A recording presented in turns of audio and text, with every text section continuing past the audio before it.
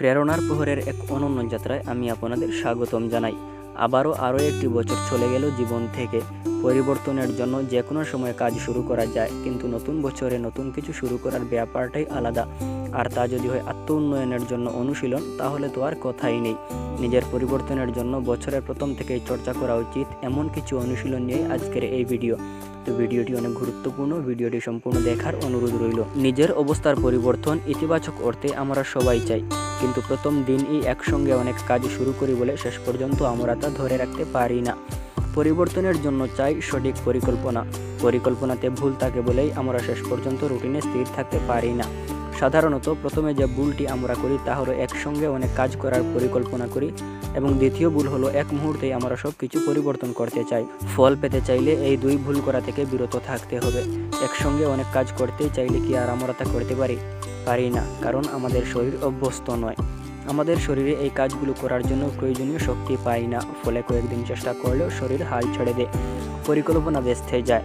দ্বিতীয় ভুল থেকে বাঁচতে চাইলে করণীয় কাজগুলোর ব্যাপ্তি ধীরে ধীরে বাড়াতে হবে। প্রথম 1 সপ্তাহের জন্য, পরে 1 মাসের জন্য, এরপর 3 মাসের জন্য, এভাবে ব্যাপ্তি বাড়াতে হবে।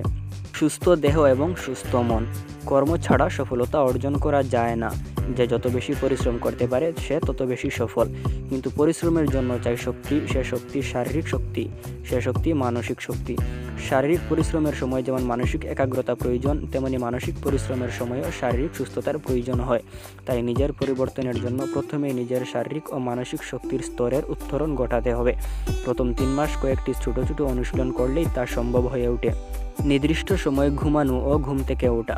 শরীর একটি জৈবিক গড়ি অনুযায়ী নিজেকে অভ্যস্ত রাখে, কিন্তু ঘুমের সময় নির্দিষ্ট না থাকলে শরীর কোনো একটি নির্দিষ্ট রুটিনে অভ্যস্ত হতে পারে না, ফলে পরিপূর্ণ বিশ্রাম হয় না।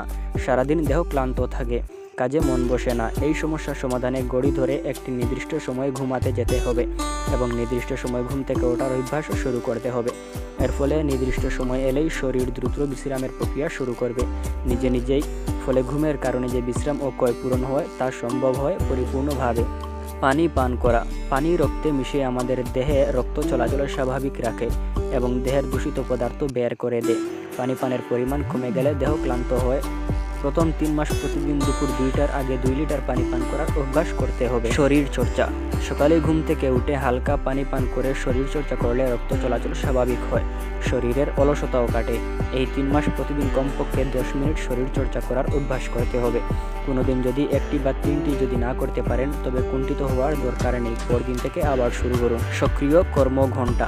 নিরবিচ্ছিন্ন কাজ করতে থাকলে দেহ তাড়াতাড়ি ক্লান্ত হয়ে যায়, ফলাফল আশানুরূপ হয় না। বলা হয় বিশ্রাম ও কাজ একসঙ্গে গাঁথা। নয়নের অংশ যেমন নয়নের পাতা।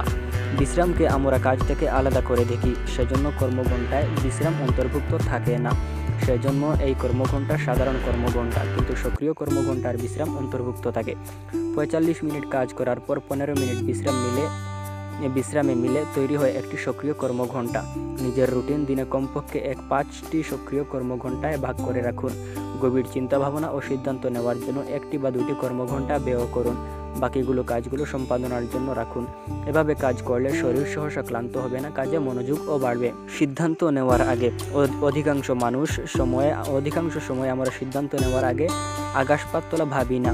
এই চটজলদি সিদ্ধান্ত নেওয়ার কারণে মূল কাজ থেকে সরে গিয়ে অন্য কাজে মনোযোগী হয়ে পড়ি, কিন্তু দেখা যায় আর কোনো ইতিবাচক প্রভাব আমাদের জীবনে পড়ে না, শুধু সময় নষ্ট হয়। এ ধরনের কাজ থেকে নিজেকে বিরত রাখতে প্রতিটি কাজের আগে 10-10-10 নিয়ম অনুসরণ করাতে হবে। নিজেকে প্রশ্ন করতে হবে, 1 কাজটি করলে 10 মিনিটে আমাদের জীবনে কী প্রভাব ফেলবে? 2 কাজটি করলে 10 দিনে আমাদের জীবনে কী প্রভাব ফেলবে? 3 কাজটি করলে 10 মাসে আমাদের জীবনে কী প্রভাব ফেলবে? প্রশ্নের উত্তর অনুযায়ী ভেবে চিন্তে সিদ্ধান্ত নিন, কাজটি এখনই করা দরকার কি না, বা কাজটি আদৌ করা দরকার কি না। লক্ষ্যকে ছোট ছোট ভাগে ভাগ করুন। পরবর্তী 90 দিনে অর্জন করাতে চান এমন একটি লক্ষ্য নির্ধারণ করুন। 90 দিনের এই সময়ে 3টি ভাগে ভাগ করুন এবং লক্ষ্য 3টি ভাগে ভাগ করুন। 30 দিন পরে যাচাই করুন কতটুকু লক্ষ্য অর্জিত হলো। যদি নির্দিষ্ট লক্ষ্য থেকে কম হয়, তাহলে পরবর্তী সময়ে তা অর্জন করার চেষ্টা করুন। এই লক্ষ্য হতে পারে শারীরিক সক্ষমতা বৃদ্ধি, মনোযোগ বৃদ্ধি, অর্থনৈতিক সচ্ছলতা বৃদ্ধি, যোগাযোগ বৃদ্ধি প্রভৃতি। লক্ষ্যকে ছোট ছোট ভাগে ভাগ করে নির্দিষ্ট সময় পার পর্যালোচনা করলে তা চূড়ান্ত লক্ষ্য অর্জনে সহায়ক হয়ে উঠবে। পর্যালোচনা। প্রতি মাসের শেষে কমপক্ষে 30 মিনিট একটি পর্যালোচনার সময় রাখতে হবে। নিজেকে এই সময় প্রশ্ন করতে হবে, এই মাসে এমন কি শিখলাম, এই মাসে সবচেয়ে বেশি উন্নতি কোথায় হয়েছে, কোন কাজটি ভিন্নভাবে করতে পারতাম, কোন বিষয়কে পরবর্তী মাসে আমি আরও বেশি গুরুত্ব দেব। এই পর্যালোচনা পরবর্তী মাসের লক্ষ্য অর্জনে সহায়তা করবে। এরকম নতুন নতুন ভিডিও পেতে আমাদের চ্যানেলটিকে অবশ্যই সাবস্ক্রাইব করবেন এবং এর থেকে আপনি কি কিছু শিখতে পারলেন তা আমাদের কমেন্ট করে অবশ্যই জানাবেন।